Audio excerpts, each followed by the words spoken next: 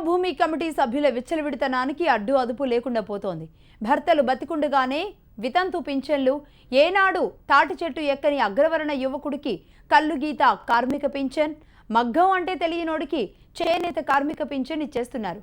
పసుపు చొక్కా వేసుకుంటే చాలు మనోడేనని నెలకు 1000 రూపాయల చొప్పున వచ్చే సామాజిక పింఛన్లు కూడా అందిస్తున్నారు. తూర్పుగోదావరి జిల్లా పిఠాపురంలో జన్మభూమి కమిటీ సభ్యుల దందా నడుస్తోంది. జన్మభూమి కమిటీ సభ్యులు, అధికారులు కుమ్మక్కై సామాజిక పింఛన్లలో అక్రమాలకు పాల్పడుతున్నారు. తాజాగా పిఠాపురం మున్సిపాలిటీ పరిధిలో 321 మందికి పింఛన్లు మంజూరు కాగా అందులో 76 వృద్ధాప్య పింఛన్లు, 174 వితంతు పింఛన్లు, 26 దివ్యాంగుల పింఛన్లు, 46 కల్లుగీత కార్మికులకిచ్చే పింఛన్లు ఉన్నాయి. జన్మభూమి కమిటీ సిఫార్సుతోనే ఈ లబ్ధిదారులను ఎంపిక చేశారు. అయితే ఈ పింఛన్లలో జరుగుతున్న అవినీతి ప్రజలను ముక్కున వేలేసుకునేలా చేస్తోంది. బతికున్న పురుషులను మృతులుగా, వారి భార్యలను వితంతువులుగా మార్చేసి పింఛన్లు మంజూరు చేస్తున్నారు. పట్టణంలోని వెలంపేటకు చెందిన గొర్ల సత్యవతి, తిరువీధుల వీరలక్ష్మి, కొల్లు అమ్మాజీ సహా 22 మంది మహిళల భర్తలు బతికుండగానే వారికి వితంతు పింఛన్లు మంజూరు చేశారు. గొర్ల సత్యవతికి ఈ నెల 6న వితంతు పింఛన్ పంపిణీ చేశారు. ఆమె భర్త వెంకటరమణ పట్టణంలో ప్రముఖ పుణ్యక్షేత్రమైన పాదగయ ట్రస్ట్ బోర్డు సభ్యుడిగా పనిచేస్తున్నారు. నాకు భర్త ఉండగా భర్త లేనిచ్చి నాకు వద్దండి. నేను 2 రోజులు కట్టపడితే తెచ్చుకుంటాను. నాకు ఇలాగ పెన్షన్ వద్దండి. నేను పెట్టుకుంటే కదండి నేను బాధపడాలి.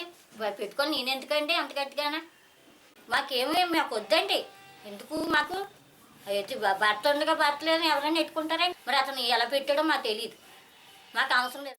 అదే వార్డుకు చెందిన తిరువేదుల వీరలక్ష్మికి ఈ నెల 3న, కొల్లు అమ్మాజీకి ఈ నెల 6న వితంతు పింఛన్ పంపిణీ చేశారు. వీరి భర్తలు కొన్ని నెలల కిందటే చనిపోయినట్లు డెత్ సర్టిఫికేట్లు ఇచ్చిన మున్సిపల్ అధికారులు వారికి పింఛన్లు పంపిణీ చేశారు.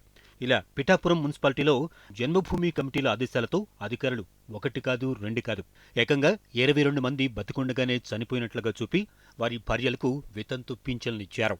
ఈ నెల ఇచ్చారు. అంతకుముందు నుంచి ఈ వార్డుల వాళ్ళు అందరూ బోలంత మందికి వస్తున్నాయి, ఆ పొడిసి వాళ్ళకి వస్తున్నాయండి. వాళ్ళు ఎవరిని అడగలేదు, ఇది మమ్మల్ని అడుగుతున్నారు. మేము భయపడే వాళ్ళు మమ్మల్ని అడుగుతున్నారండి.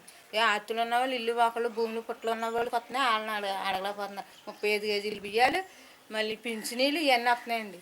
నిబంధనలు, అర్హతలు పట్టించుకోకుండా తమ పార్టీ కార్యకర్త, ముఖ్య నేత అనుచరుడైతే చాలు పింఛన్ ఇచ్చేయాలన్న ఆదేశాలను మున్సిపల్ అధికారులు పాటించినట్లుగా కనపడుతోంది.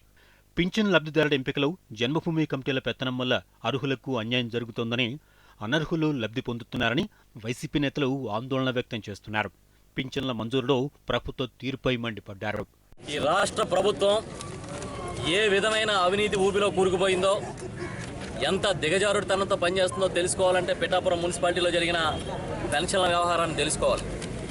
తెలుగుదేశం కార్యకర్తలు వాళ్ళ బతికుండగానే చనిపోయినట్టు రికార్డులో రాసుకుని డెత్ సర్టిఫికెట్లు తీసుకుని వారి భార్యలకి పెన్షన్లు మంజూరు చేయించుకున్నారంటే ఎంతకన్నా దిగజారుడుతనం ఉంటుందా? ఎంతకన్నా అవినీతి కార్యక్రమం ఉంటుందా? పేదల నోటి దగ్గర పెన్షన్లు లాక్కునే కార్యక్రమం చేస్తూ ఉన్నారంటే ఎంతకన్నా పెద్ద ద్రోహం ఉంటుందా అని చెప్పి వైఎస్ఆర్ పార్టీ ప్రశ్నిస్తాం. పిఠాపురంలో తాజాగా మంజూరైన అన్ని పింఛన్లపై విచారణ జరపాలని వైసీపీ నేతలు డిమాండ్ చేస్తున్నారు.